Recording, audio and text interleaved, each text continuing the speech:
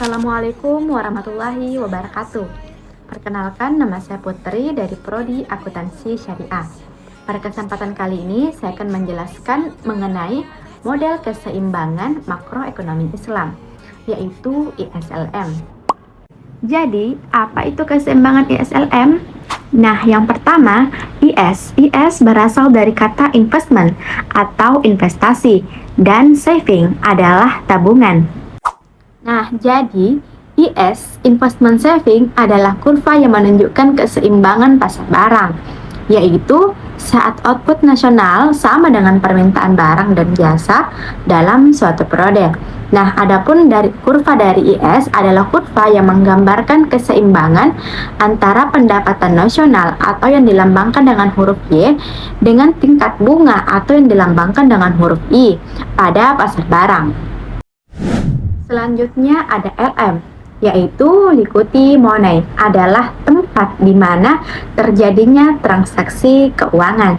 Nah, adapun kurva dari LM adalah kurva yang menggambarkan keseimbangan antara pendapatan nasional atau yang dilambangkan dengan huruf Y dengan tingkat bunga atau yang dilambangkan dengan huruf I pada pasar uang.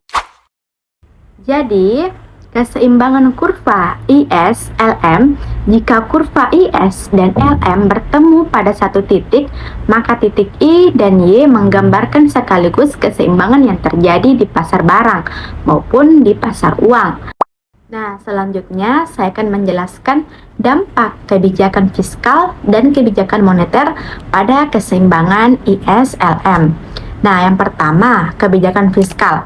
Apabila pemerintah meningkatkan pengeluaran, maka kurva IS akan bergeser ke atas, berdampak pada tingkat kenaikan tingkat suku bunga, begitu juga dengan income yang akan mengalami kenaikan. Nah, selanjutnya, kebijakan moneter. Biasanya terkait dengan kebijakan jumlah uang beredar atau money supply yang dilakukan oleh otoritas moneter, yang dalam hal ini adalah bank sentral. Nah, jika jumlah uang yang akan beredar meningkat, akan menyebabkan bergeser kurva LM ke bawah. Bergesernya kurva ini berdampak penurunan pada tingkat suku bunga dan meningkatkan output, dan begitupun sebaliknya. Kebijakan fiskal dalam perspektif Islam adalah larangan tentang riba, serta kewajiban mengenai pengeluaran zakat, menyiratkan pentingnya kedudukan kebijakan fiskal daripada moneter. Nah, sementara itu negara Islam yang dibangun oleh Nabi Muhammad SAW tidak mewarisi harta sebagaimana layaknya pendirian suatu negara. Oleh karena itu, kita akan mampu melihat bagaimana kebijakan fiskal sangat memegang peranan penting dalam pembangunan negara Islam tersebut. Selanjutnya adalah kebijakan moneter dalam perspektif Islam. Dalam sistem keuangan Islam, hasil dari investasi dan pembiayaan yang dilakukan oleh sektor real yang menentukan besar kecil pembagian keuntungan sektor moneter.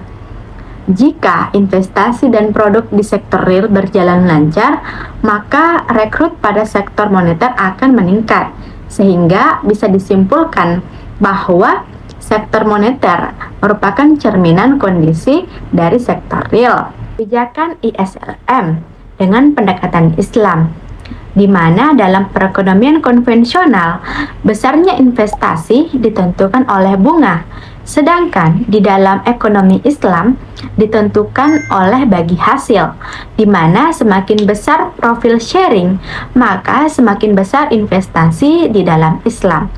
Motif memegang uang di dalam Islam hanya diperuntukkan untuk transaksi dan berjaga-jaga.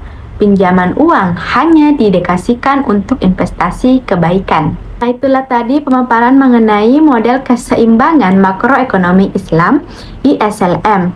Kurang dan lebihnya mohon dimaafkan. Wabillahi taufiq wal hidayah. Wassalamualaikum warahmatullahi wabarakatuh. Bye-bye.